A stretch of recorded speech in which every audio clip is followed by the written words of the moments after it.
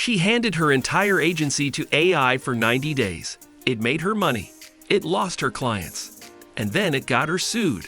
This is what actually happened. Scorecard anchor. Before we go into the details, here's the full picture. Wins. Revenue up 34% in month 1. 3 new clients closed. Losses. 2 anchor accounts canceled. 1 long-term client relationship gone permanently. Legal. 1 copyright infringement claim. 1 cease and desist. 1 very expensive attorney. This is not a success story. This is not a horror story. This is the truth. And the truth is messier than both. And at the end of this video, I'll show you the final number, where the money actually landed once the dust settled. Act 1. The wins. Her name is Sandra. She runs a mid-size creative agency out of Austin, Texas. 12 full-time employees. A client roster built over 8 years of word of mouth, starting from a laptop at her kitchen table, back when her first client paid her in installments because neither of them had any money. That first client was a regional hotel chain, run by a man named Daniel. Remember that name. In January of last year, she made a decision that changed everything. She gave AI full operational control of her agency's client communications, proposal writing, campaign strategy, and ad copy.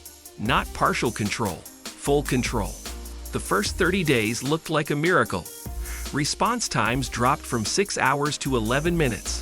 3 proposals went out in the time it used to take to write one. 2 of those proposals closed.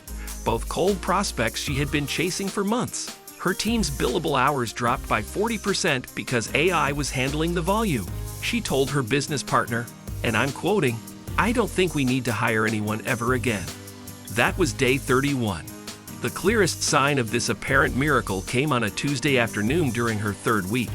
A major regional fitness brand requested a full scope of work for an upcoming product launch.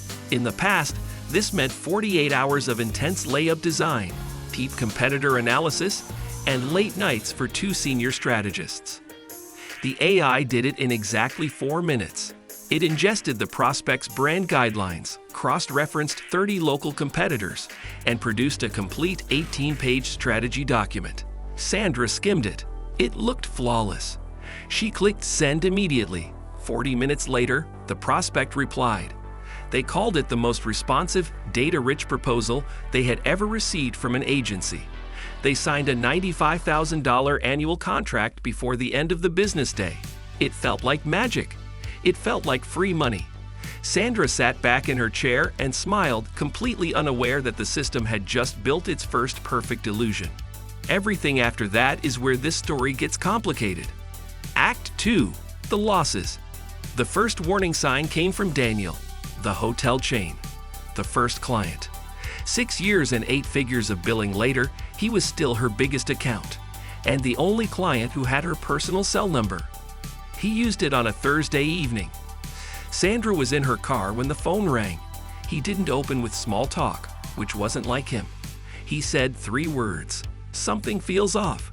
He couldn't name it exactly, but he said the emails felt transactional. The strategy decks felt assembled, not thought through. Sandra started to defend the work, and he cut her off gently with the sentence that should stop every agency owner watching this. "I don't feel like you're in the room anymore." Sandra wasn't. AI was. She sat in her parked car for 10 minutes after the call ended, engine off, phone in her lap. Daniel terminated the contract 11 days later. That was loss number 1, and it was the one that had a face on it. Loss number 2 came from a different direction. A prospect her AI had been nurturing for 6 weeks. Daily touch points, personalized follow-ups, perfectly timed check-ins, finally responded. And they said, "We know this is automated. We're going with someone else." The AI had been so consistent, so perfectly timed, that it had triggered every spam and bot detection instinct the prospect had. The relationship Sandra thought AI was building, it had never existed.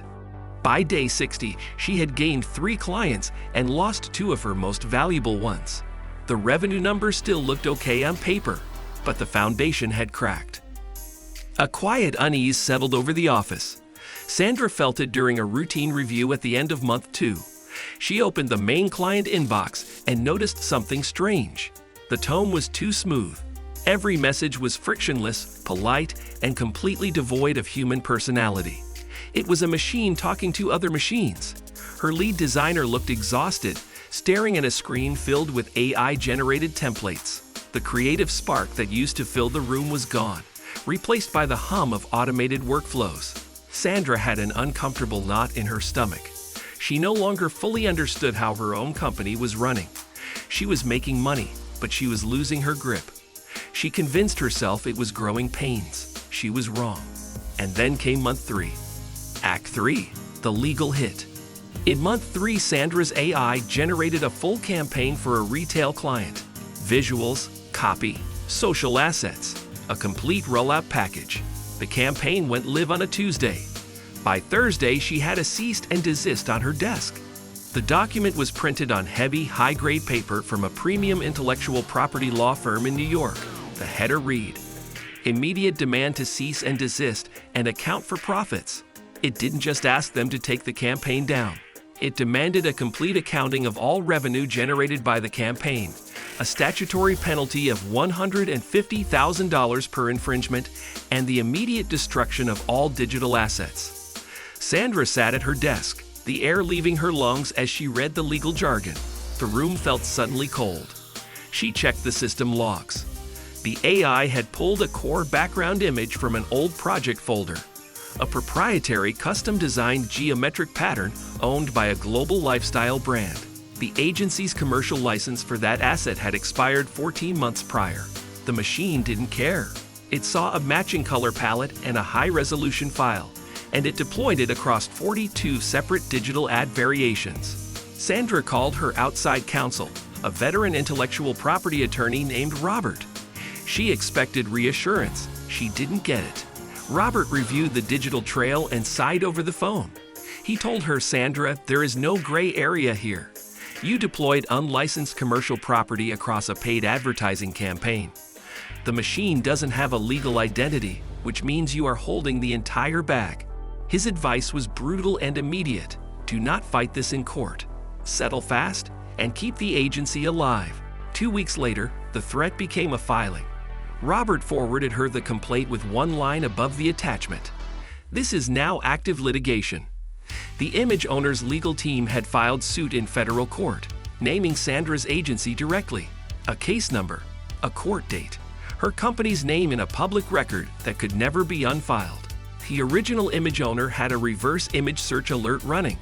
They had found the campaign within 48 hours of launch. Sandra's agency was liable, not the AI, not the platform, not the software company, her.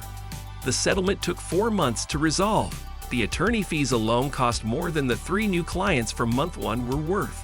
And the retail client, the one whose campaign triggered the lawsuit, canceled immediately, not because of the legal issue. Because Sandra hadn't told them AI had built the entire campaign. They found out through the lawsuit. That's not an AI problem. That's a disclosure problem. And Sandra owned it. The reckoning. Sandra didn't shut AI down after day 90, but she rebuilt the entire system from scratch. AI now handles first drafts, not final sends. AI generates proposals. Humans review every line before delivery. AI manages scheduling. Humans handle all relationship touchpoints. Every client is now told upfront that AI is part of the production process, not hidden, disclosed. And the final ledger, the 90-day experiment lost money. Every dollar the AI earned in month 1. The lawsuit and the lost accounts took back, and then some. But here's the part the ledger can't show. Daniel, the 6-year client, the first client, Sandra called him personally 6 months later. He came back, not because the AI got better, because Sandra did. Here's what 90 days of full AI control actually taught one agency owner. 3 things. 1. AI is not a replacement for relationships. It's a replacement for repetition. The moment you let it touch the relationship, you're not saving time. You're spending trust. 2. Disclosure is not optional. Sandra's client didn't leave because of the lawsuit.